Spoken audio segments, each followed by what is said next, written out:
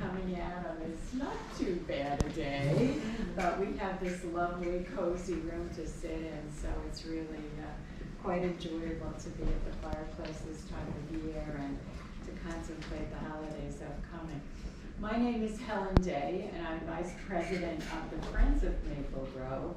And this year we celebrate our 20th anniversary, but we also celebrate the 150th anniversary of this cemetery. So yeah, 150 years. So you know, it's been quite a journey for us to delve into research for the 117,000 people that we have buried here, and to learn their stories, and to, in some cases, reach out to their families and their descendants. And so we've celebrated so many of them, and we've got plenty more to research. So it's been a real wonderful learning experience for us, and very heartwarming to be able to provide so many different events such as this, and concerts and workshops and book launches, and we've had record release, album release celebrations with music, yes, poetry readings, and so many different events. And each one that we do, and we've gotten up to almost 65 this year, which is quite a record.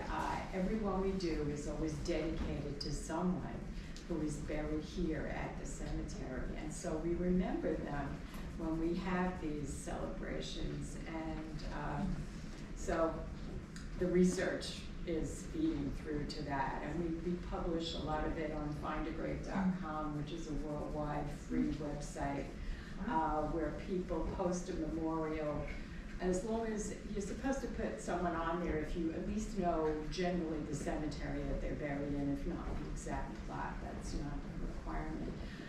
But whole families are linked that way across continents and across states and cities, and it's really quite a nice way to preserve the information that we have found through researching the memorials.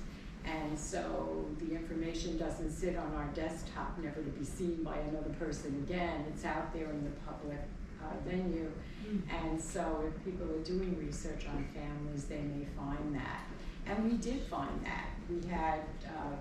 We had found a few years ago, a group of indigenous American children who were buried here 100 years ago, more 125 and more years ago. And because of the information that we posted on Find a Grave, their tribe out on Long Island had been searching for them and found them. Wow. So that was the way they were able to figure out where they were buried, and also to add to their story and to clarify what happened to them.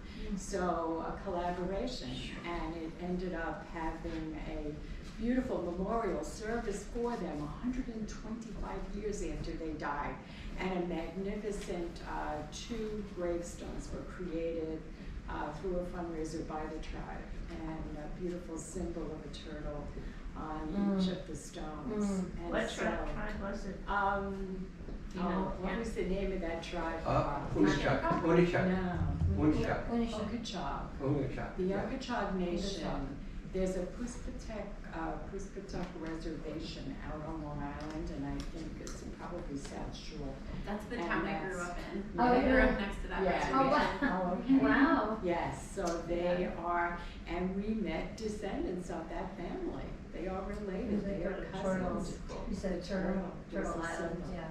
Yeah, it was one of this, and they put the symbol on the gravestone, so there's memorialization. And so beautiful to see, you know, for this sad story for these young boys that passed away. I won't even go into all the details, but this is the type of thing that we love to do.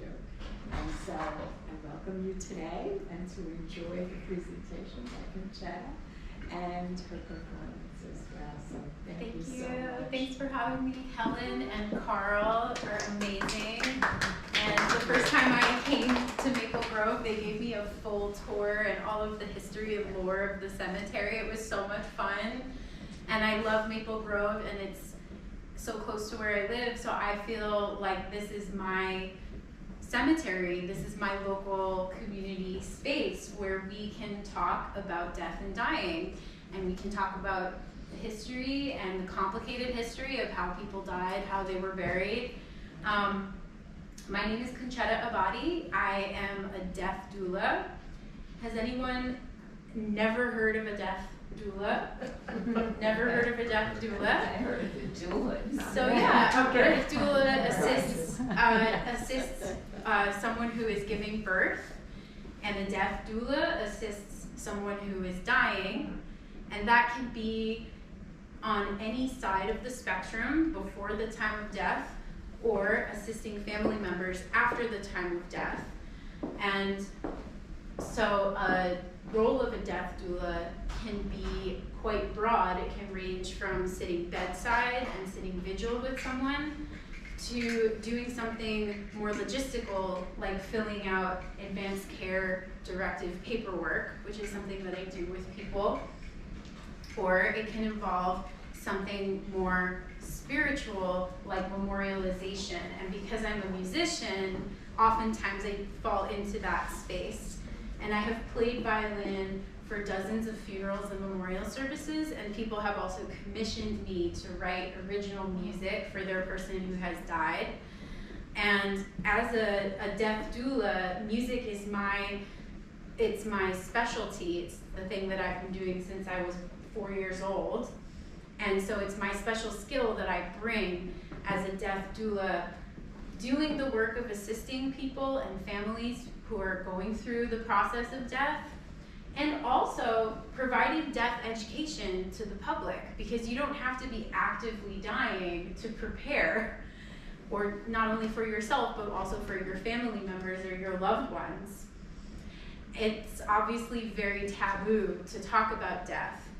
And so I had this idea to combine music into my death education programs as a way to also process the emotional side of what we're talking about. So it's not just all price lists and logistics and, you know, advanced directives. It's also the emotional piece, like how does it feel to choose your healthcare proxy and think about the fact that that person is going to make medical decisions for you.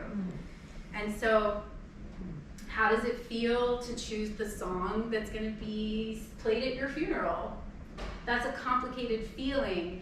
And I think that if we can talk about these conversations earlier on, it saves our families and friends a whole lot of complications. But why is it so difficult to get the conversation started early? Because it's challenging, and we don't really have a culture where it's normalized. So this is what death doulas are doing. We're trying to change the culture through events like this one, of getting the conversations going early on. And since my special skill is music, you know, I think that this is a magical way to get people in a comfortable emotional headspace for making practical and logical choices. So, has everyone received an information packet? We're going to talk about some of the information in here. And just to give some context, I did a fellowship with the Human Impacts Institute, and they are funding this event. I am doing this as my culminating project, as part of a research project that I did on implementing public education programs around environmental issues, environmentalism, and also around end-of-life care and death. So the focus of today's workshop is green burial. And I'm going to begin the program with a song because burial is so much about memorialization, and it's very cultural. And so I'm going to sing for you a song that is from my family tradition. My name is Concetta. I'm named after my great-grandmother, who's Sicilian. And this is a Southern Italian folk song, which is called Sound and Memory, which is the name of my death doula organization. Because music, it brings us into the history and memory of our loved ones as if they're sitting right in front of us. And that's what this song is about. And I'm also going to sing it in a traditional Sardinian dialect. So I hope you enjoy Sonos e Memoria.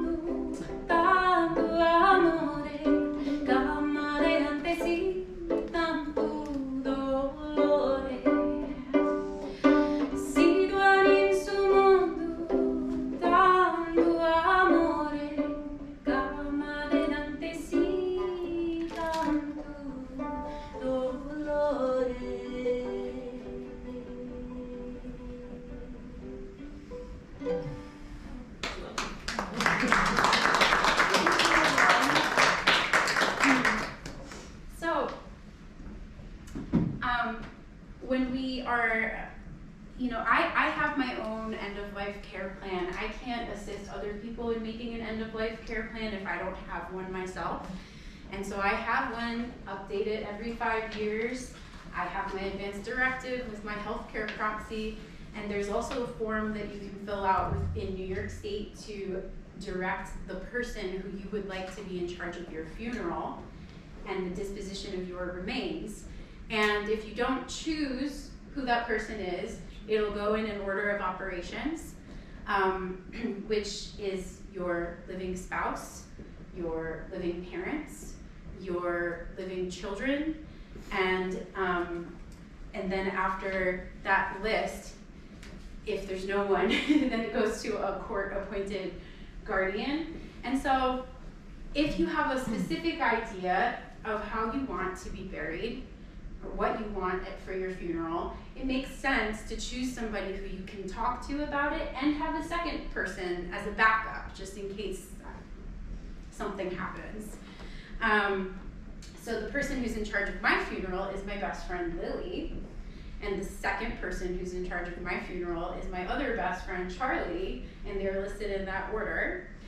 And, in 5 years, if I get married or something changes, I'll update it. And so I personally would like a green burial, but, I'm not here to promote one specific thing. I'm here to show you all the different options that are available, and, that there's not one way to do green burial. Does anybody have something that comes to their mind when they think of green burial? What do you think of? The guy who was in the Weavers, I was just telling Dean, when he died, he was losing his limbs from diabetes. Mm-hmm. And he requested to be cremated and have his ashes put into a compost heap. Nice. And I thought that was the most wonderful thing, because, you know, they have to generate other life. And what also came to mind is burying my cats in Forest Park. Oh. And I went back one time just to pay my respects, and the ground was literally bubbling underneath. Mm-hmm. And I thought, well, you know, it's feeding life. It's life to life, death to life. It all seemed very reasonable. Yeah, the body produces a lot of gases as it's decomposing, and sometimes the earth will bubble like that, and those are really nutrients for the soil. That's true. So you mentioned one type of green burial, which is natural burial, which is just putting a body in the ground. Anybody have other ideas? Oh, I wish that I could have a tree growing out of me. And I've seen ads for like some little pot that they put you in with a sapling or something. I don't know, but Yeah, a lot of people mention that when I talk about green burial. Green burial can be really simple. It can really just be put a body in the ground with biodegradable materials like a pine box or a cotton shroud. And you can do that right here at Maple Grove Cemetery. I spoke to the funeral director here, and she said, oh, it's like a Jewish burial. That's what It's an Islamic burial. And Right. so this is an ancient practice, no embalming. When people are embalmed, there's a chemical that is used called formaldehyde. And formaldehyde, it evaporates very quickly, so that's why it has been deemed as being safe to be put in the ground. However, it is really dangerous for the person who's doing the embalming, and they have to wear a lot of protective materials to protect themselves, and sometimes they're doing 3 embalming jobs a day. Embalmers tend to love what they do. They see it as an art form, as a craft, and there are some cultures where it's a really important part of their culture to preserve the body. And I actually went to an amazing talk by an embalmer who talked about the importance of embalming when there's an infant death, because it helps parents to be able to see their child. And so again, I'm not saying no embalming, this shouldn't exist. I'm just saying there are options and there are different ways and there are different choices you can make. And so I provided some material here from the Green Burial Council website, and they're the leading source of information on green burial. And if you look under the green burial info, there are 4 aspects to green burial. And you don't have to do all 4 things. You could do 1 or 2 of these things. Forego embalming, as we just talked about. We don't really need to be embalmed unless we want to have an open casket or there's some specific reason that people want to see you. You can forego a concrete vault in some cemeteries. There are some spots in Maple Grove where you can do that. I spoke to the funeral director. She told me all the information. The reason why cemeteries use concrete vaults could be, it could have to do with the landscaping, it could have to do with the way the water, like I know the cemetery near my house, the water table is too close, so they use concrete vaults. But with the concrete vault, it interrupts the natural decomposition process. So to truly be green burial, you would forgo the concrete vault. And replacing toxic burial containers, so things that don't biodegrade. You're not required to use any specific burial container. There are cardboard burial containers. You can be cremated in cardboard. You can be cremated in wicker or pine. And there are some amazing, if you're interested in commissioning and supporting artists, there are amazing artists that are doing hand-woven biodegradable caskets and shrouds. And something that makes for a green burial cemetery is also preserving the natural habitat. So that actually means not having a stone or a marker on top of the grave. And so there are some green burial cemeteries in upstate New York that will do that level of green burial. There's actually a national park in, I believe it's South Carolina, that is just a park. And so you were talking about having a tree just put on top of you. That's a place where you could do that, where there's no stone marker, but just a tree planted, and you're just part of the natural landscape of the park, but there's no benches. It just looks like a national park. So there are different degrees of green burial. I personally love headstones. You know, I don't know if I personally feel like I need to go that far. I went to a historic cemetery last week where the headstones were actually growing into the tree because they had been there for so long. I mean, eventually nature takes over. So it's really just about what is it that you want? What kind of memorialization do you want? And then there's some more information here about the different types of green burial. So I touched a lot on natural burial, but some people did mention cremation.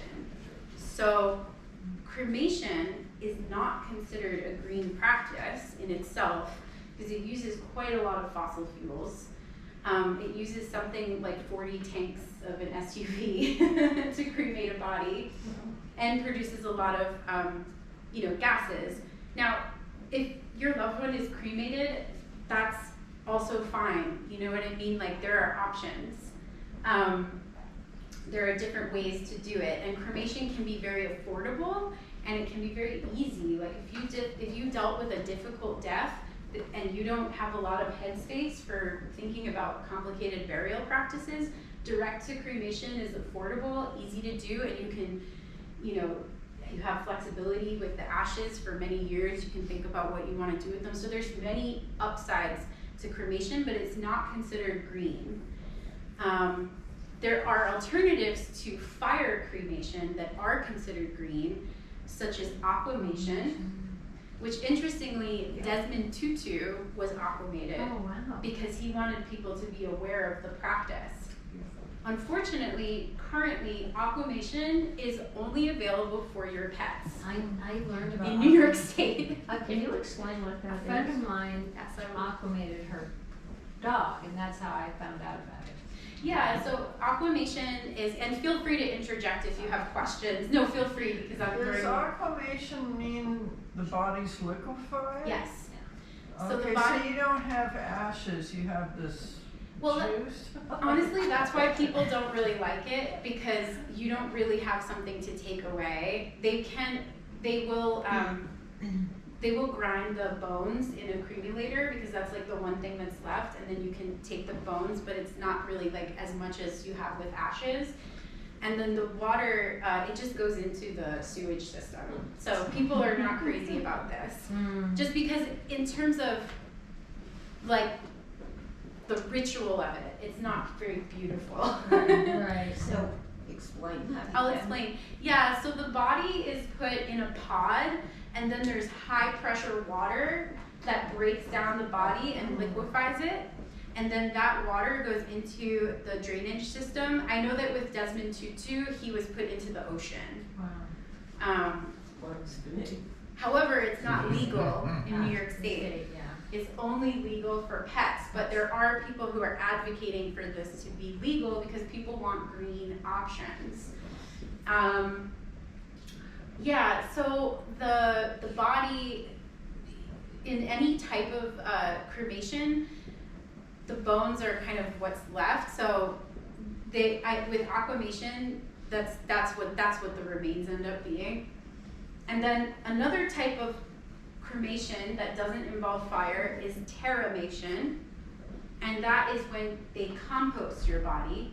So terramation is breaking down the body with soil instead of fire, instead of water. And in terramation, the body is put in a vessel with a lot of wood chips, and it's a beautiful ceremony because you can put like flowers in there, any biodegradable, and I see people put like, I've seen videos of people putting like big handfuls of flowers, and it's a beautiful ritual. It takes about 3 months for the body to break down, they use a certain type of beetle, like it's like a certain type of like, it's a scientific method that was developed by a woman, and I can't remember her name right now, it'll come to me. But basically it breaks down the entire body, including the bones, in 3 to 6 months, and you end up with so much soil that you couldn't possibly even take it home. And so a lot of these terramation sites, actually, they have a plot of land attached to their, like that is their cemetery. They put the excess soil, and then you can take home a box of soil and you can plant a flower, tree, or something like that with it. You can choose like how much soil you want to take home.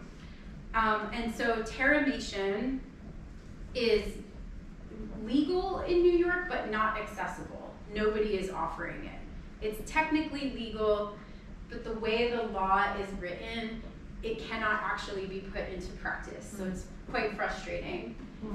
You can access terramation if you go to Vermont, Massachusetts, but then you're spending money on fossil fuels to transport the body there. So is it really green? I don't know. It's a beautiful ritual. So it's accessible in some states. My guess is that it will be accessible in New Jersey before it will be accessible in New York, and maybe in the next 5 years or so. But what is accessible here in New York State is natural burial. And you could do natural burial here. There are other cemeteries in New York that have varying degrees of preserving the natural environment. There are some upstate that are more like really a nature preserve. But if you do green burial at a place like Maple Grove, it's gonna look like a Jewish burial or Islamic, where there's still a stone, but you can still put the body directly in the ground. So there's a lot of information. Does anyone have any questions at this point? Yes? My mom, I know she wanted a tiny box, but we're Catholic and the church would not allow a tiny box in the church. Do you know anything about that? Different religions have different different rules. Maybe for the viewing, you can use one vessel, and then for the burial, you can use a different vessel.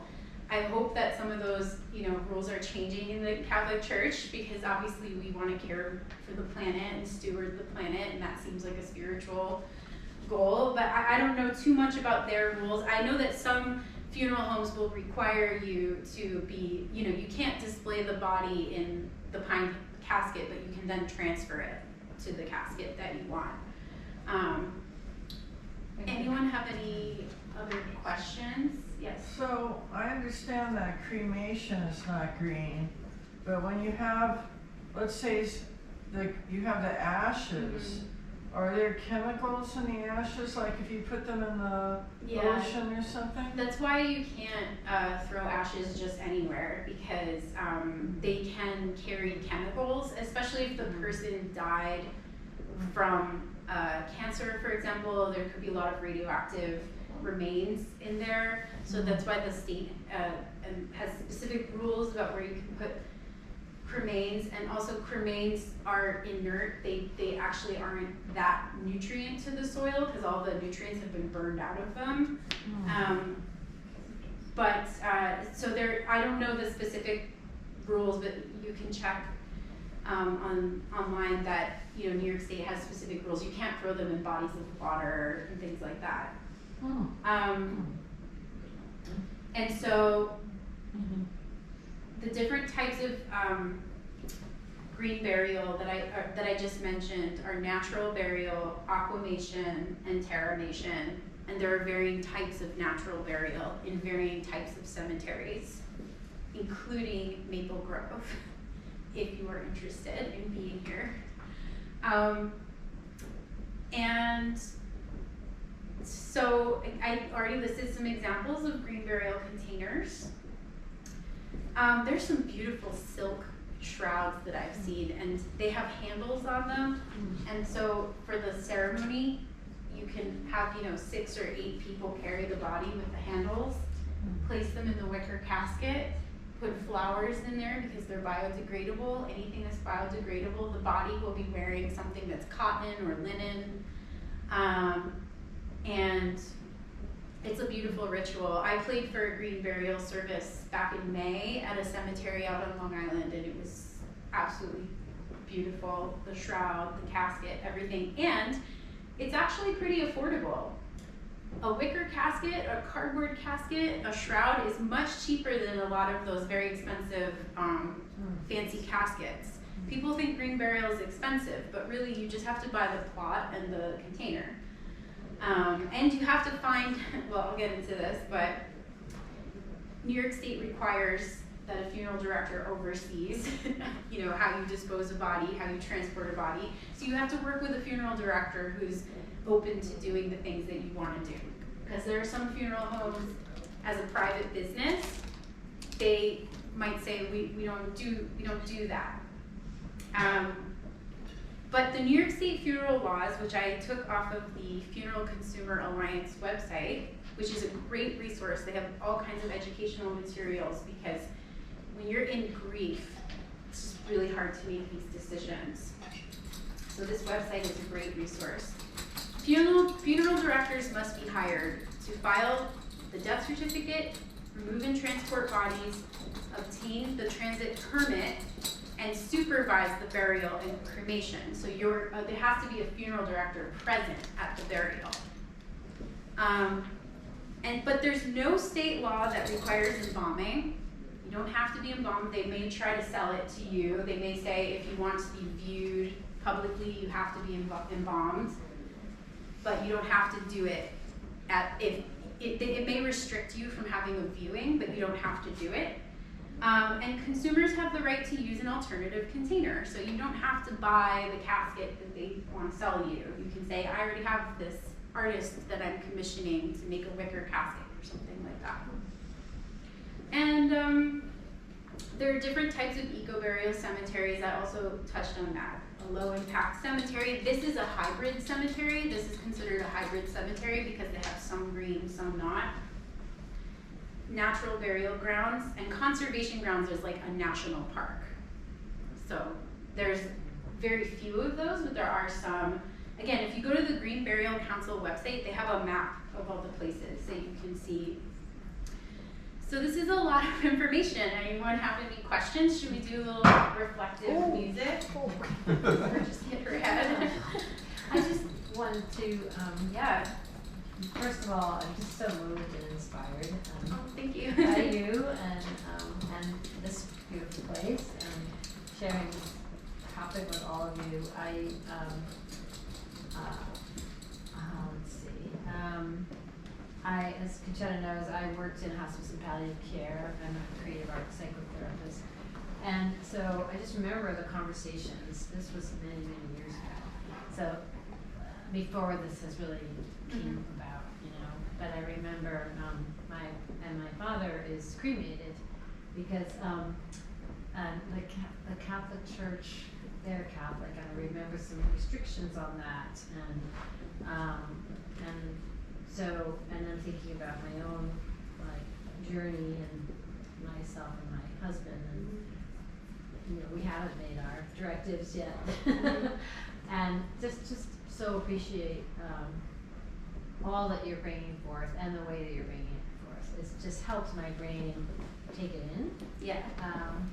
Now, I'm a practicing Vajrayana Buddhist, and in my tradition, we have a center in Colorado, and they're creating a place to do traditional burial ceremonies in the Tibetan tradition. And so I'm strongly leaning in that direction, where they actually, once the body is completely deceased, there's an outdoor fire.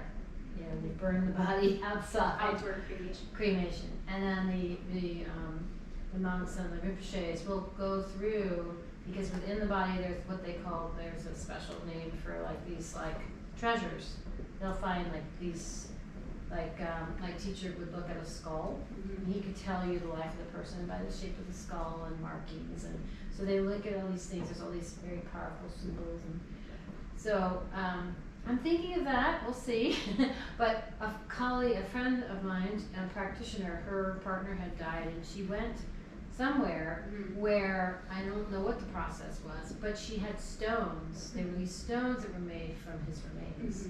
Have you heard about that? Yeah, those are made out of cremains. Cremate, that's what Yeah. cremains, okay. Oh, Yeah. Yes, I've You've seen those too? Yeah. Yeah. I mean, I gotta say, I'm like, oh yeah, beautiful white stones. Yeah.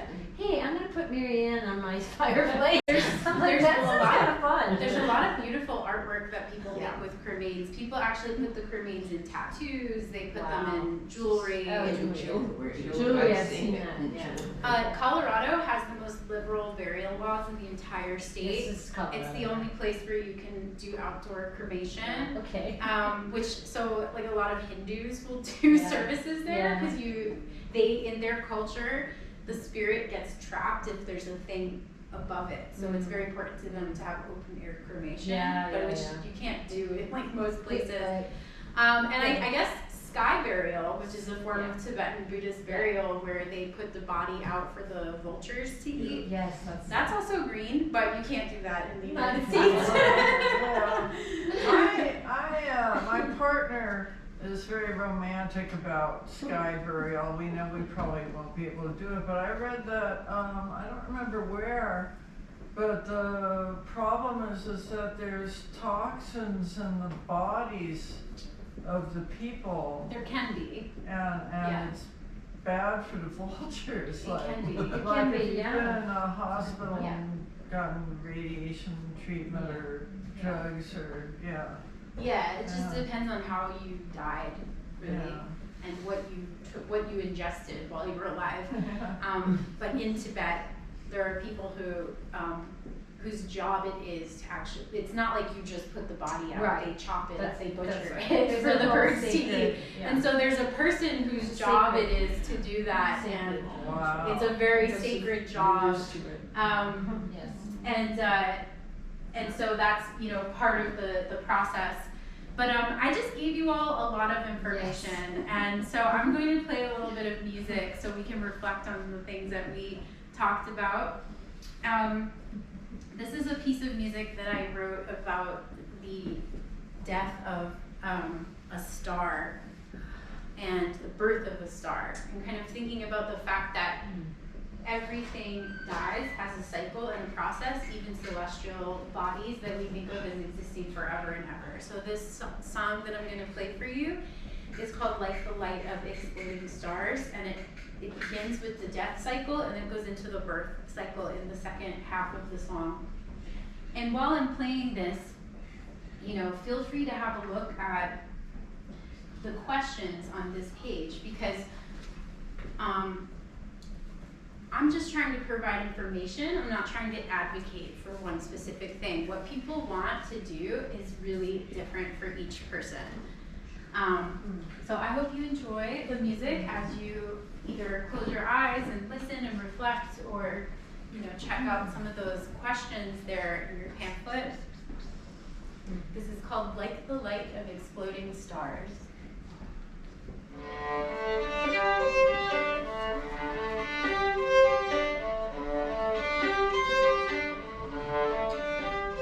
When many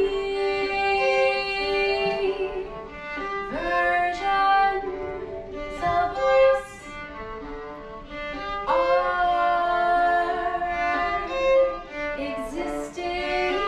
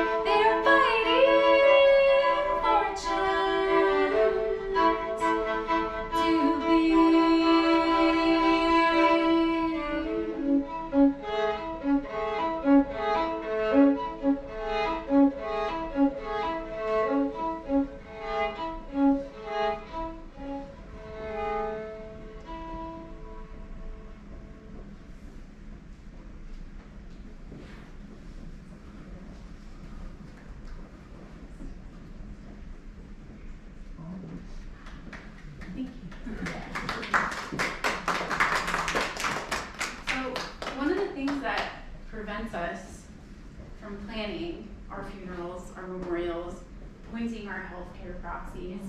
One of the things that prevents us is death anxiety. It's the anxiety that we have about dying. And an exercise that really helped me with this is simply observing nature and walking through a park and noticing the things that are dead and the things that are alive and the things that are young and the things that are old and in the various cycles, and seeing that all of those things coexist together. And so a lot of my music is inspired by those types of observations and just seeing the natural process of death, that it doesn't have to be something completely separate or that we have to put off to think about to the last minute. It's actually a part of every single day of our lives, right? Like, I'm not the same person I was when I was 5, and a lot of things in my life have already died. A lot of experiences, a lot of opportunities, a lot of relationships. So we're always practicing death. It's not a foreign thing or a separate thing. It's actually just a part of our day-to-day. And so that reframing really helped me as I was training to be a death doula and confronting a lot of my own emotionally difficult blockages to talking about this stuff. And so, you know, that's why I like to offer my music, because those are my own reflections that brought me here to want to talk about this. People work in end of life care often when they've had some kind of bad experience, you know, with their own loved one dying, and you want to do things differently. You want things to be different for the people around you, for your community. And I have seen situations where, like, a lack of planning has just caused a lot of friction in a community, in a family. So I hope that this information is really useful for you, and that these questions are a useful guide for you. I'm just going to kind of read through them. We can listen to them out loud. When planning your memorial, what is important to you? What are your environmental aims? Do you value conservation of natural resources? Would you like to reduce carbon emissions? Protect the health of the workers?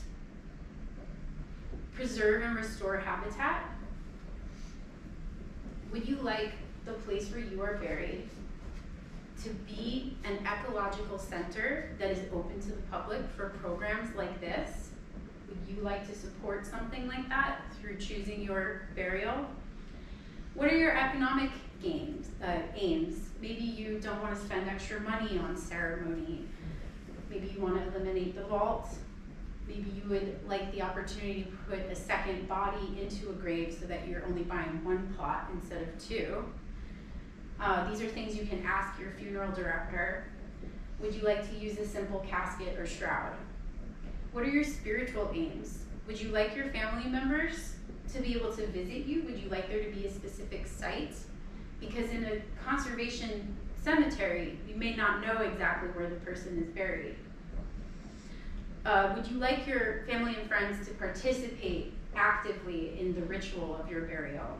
Or cremation, if it's an outdoor cremation. That can be very participatory. Would you like an authentic experience? Do you want to support artists? You know, commission a musician to write music, commission an artist to make a casket. Is that an important part of your legacy? And maybe the spiritual connection to nature is important to you, just acknowledging the life cycle and that what you want to give is your body back to the earth. Would you like to be an organ donor? Because you can be an organ donor and still have a green burial. That's good to know. Yes. Yes, they will take the organs that they need, they will sew you back up, and you can do any kind of thing that you want after that. That's a big misconception. And have you chosen your agent who is responsible for overseeing your disposition of remains and the ritual surrounding it? Anyone have any questions about the questions? They're great questions. Great, okay, yeah, I took them off of I made some of them myself, but most of them are from the Green Burial Council website. So I put the resources in here as well, the websites that you can visit them. And then this is some information about my organization, Sound and Memory. My goal is to create personalized memorial offerings using live music. So I've done music programs for many funerals. I bring multiple musicians together. And I want to use music as part of death education, public workshops.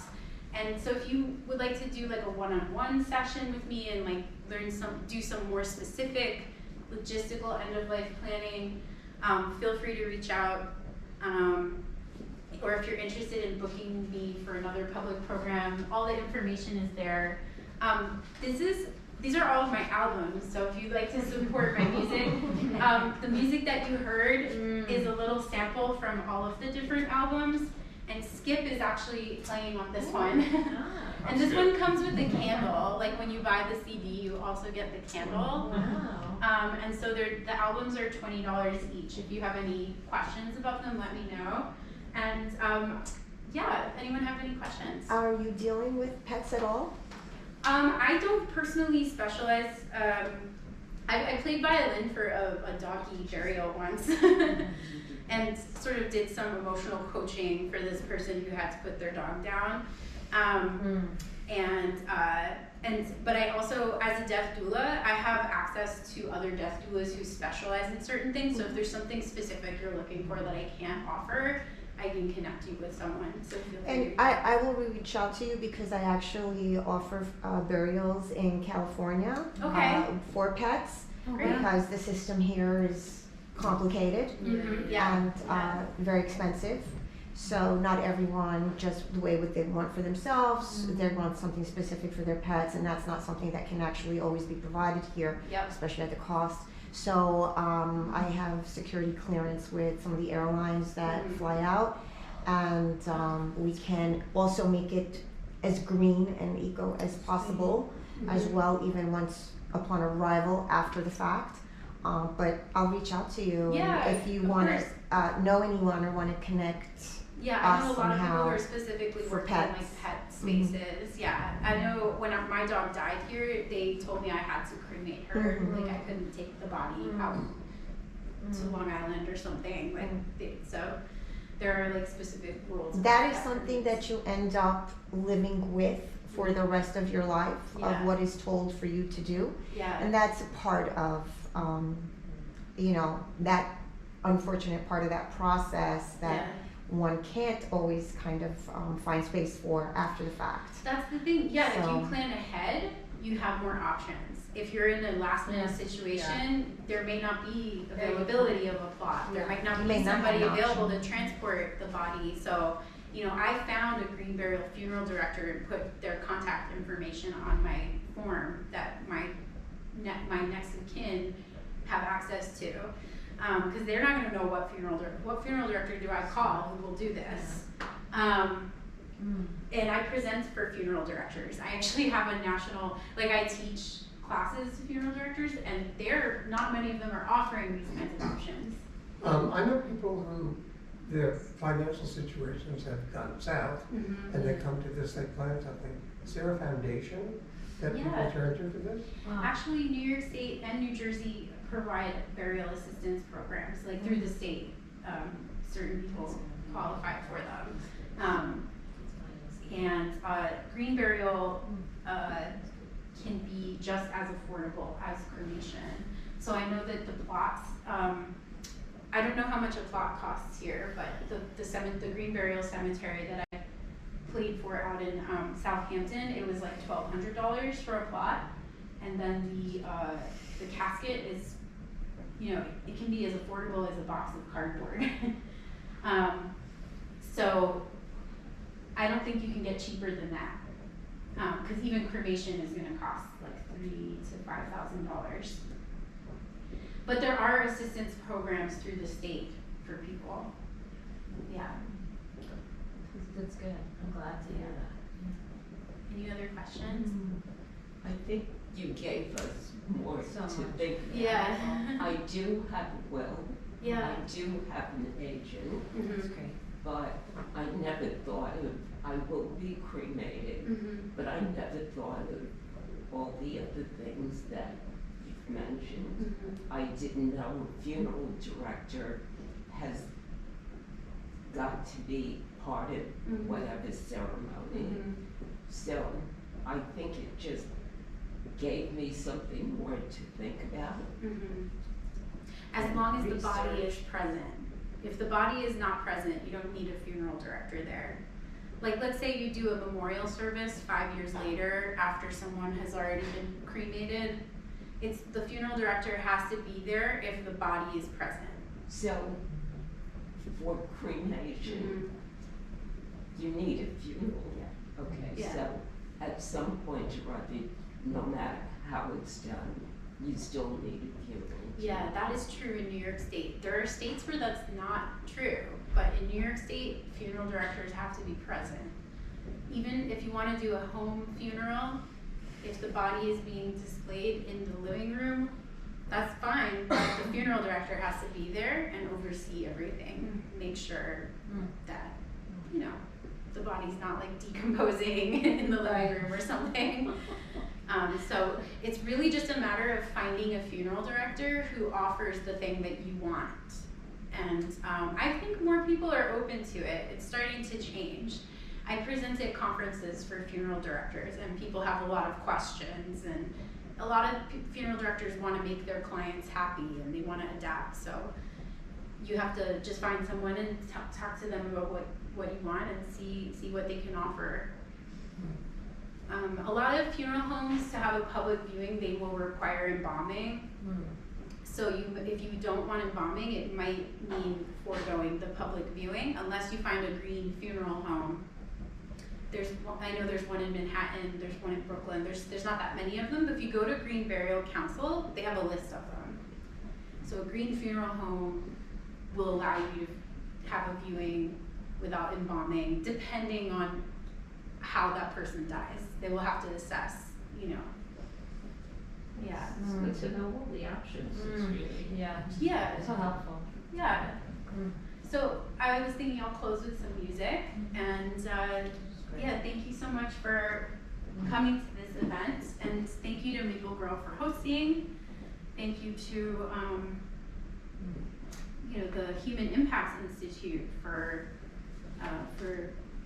funding this. Okay, I'm gonna play for you. I wrote this Sicilian folk song, which is about green burial, actually, because it's based on a story from the Decameron where this young woman's boyfriend dies and she grows a basil tree out of his remains. And so I hope you enjoy this. Bagel tree? Basil. Basil. It's based on one of the folk tales from the Decameron. B-A-S-I-L. Basil. Oh, basil. Okay. Sorry. Presto. So the fiddle part is like derived from traditional tarantelle fiddle playing, and there's some parts of it where the fiddle is kind of like crying in grief in response to the story. So there's a little bit of an animation of the fiddle.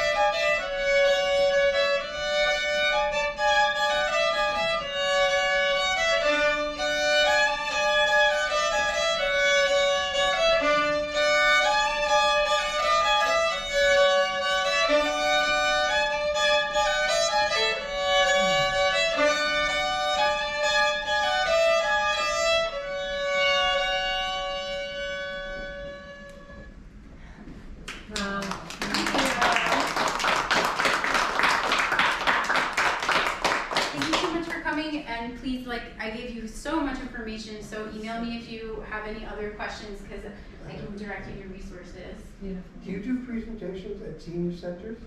I have done presentations at senior centers. I'd like to do more. If you have opportunities available, let me know. I actually worked as an artist in residence at a senior center for 2 years, writing music with seniors to tell their life story and legacy. So I have 2 albums of music that I co-produced with senior citizens. Oh, so legacy, that's beautiful. Legacy work, Yeah. like telling their life story. Yeah. Yeah. That's beautiful.